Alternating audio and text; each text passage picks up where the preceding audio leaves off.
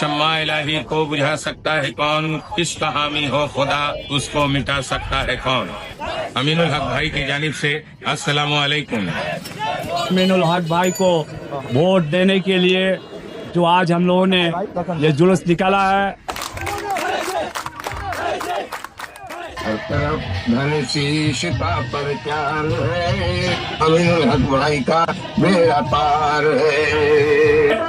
কালচি হত্যাকাণ্ডে জড়িত সন্ত্রাসী জুয়েল রানার পক্ষে ভোট চেয়েছিল, তাদেরকে সঙ্গে নিয়ে আজকে জামাত তারা আমাদের ক্যাম্পে ক্যাম্পে গিয়ে উর্দুভাষীদের কাছে ভোট চাচ্ছে।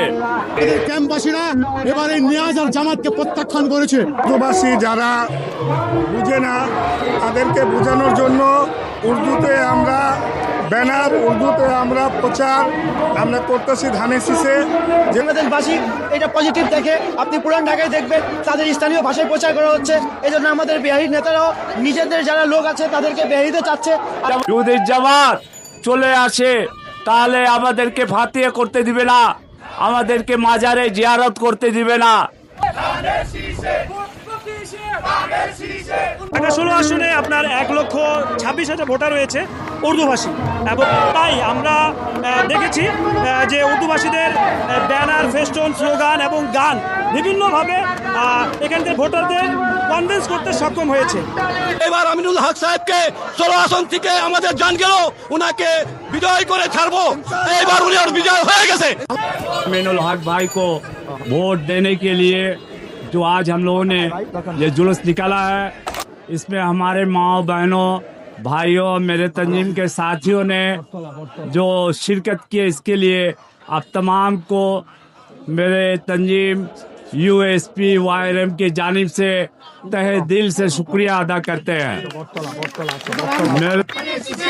আজকে উর্দুভাষীদের শীর্ষ সংগঠন এর শীর্ষ নেতা জনাব সাদাকাত খান ফাক্কু এবং শাহিদ আলী বাবলুর নেতৃত্বে উর্দুভাষী প্রিয় ভাই এবং বোনেরা, আপনারা যে আজকে আমাদের ঢাকা 16 আসনের বিএনপির মনোনীত প্রার্থী জনাব আমিনুল হক ভাইয়ের পক্ষে, ধানের শীষের পক্ষে আপনারা সকল ক্যাম্পে ক্যাম্পে এবং 3 নং ওয়ার্ডের অলিতে গলিতে, 5 নং ওয়ার্ডের অলিতে গলিতে আপনারা উর্দুভাষী প্রিয় ভাই এবং বোনেরা আপনারা মিছিল করেছেন ধানের শীষের পক্ষে।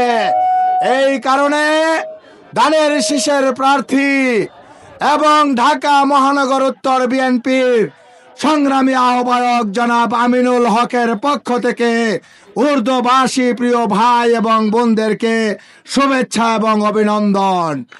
আপনারা যারা উর্দুভাষী আছেন, আপনাদের জন্য আমাদের জননেতা জনাব আমিনুল হক নির্বাচনী ইস্তেহার ঘোষণা করেছেন। ইস্তেহারের 2য় দফায় উল্লেখ আছে আমাদের প্রিয় উর্দুভাষী ভাই এবং বোনদের জন্য স্থায়ী পুনর্বাসনের ব্যবস্থা করবেন জননেতা জনাব আমিনুল হক।